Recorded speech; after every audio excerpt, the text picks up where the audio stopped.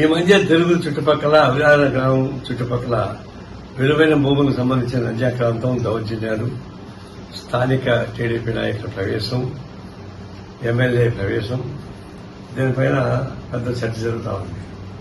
ఇక్కడ ద్వారకానాథ్ రెడ్డి గారు మన కుటుంబం చాలా సీనియర్స్, పార్టీలో పనిచేశారు.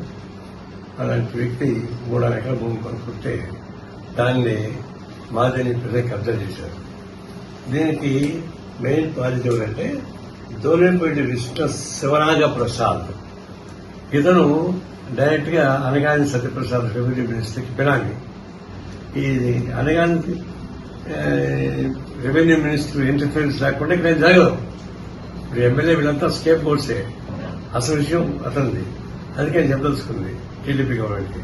మీ మంత్రులే డైరెక్ట్ గా ల్యాండ్ కట్టడానికి ఇన్వాల్వ్ అవుతుంటే, ఇలాంటి సీనియర్స్ మీద దాడి చేస్తుంటే ఎవరైనా పెట్టి ఇలాంటి బెనామీ వాళ్ళ పేర్లంతా పెట్టి అరేంజ్ చేసుకుంటే వీడు అనామకు లేడు.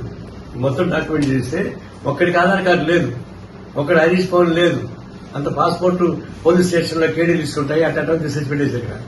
వాళ్ళు ఫీజు చేసి పెట్టారు. ఇది గుమ్నాథ్ అంటారు. ఎంత అధికారం ఉన్నా కూడా రెవెన్యూ డిపార్ట్మెంట్, పోలీస్ డిపార్ట్మెంట్ నొంగ తీసుకుని ఇవన్నీ చేస్తుంటే చట్టం ఊరుకోదు.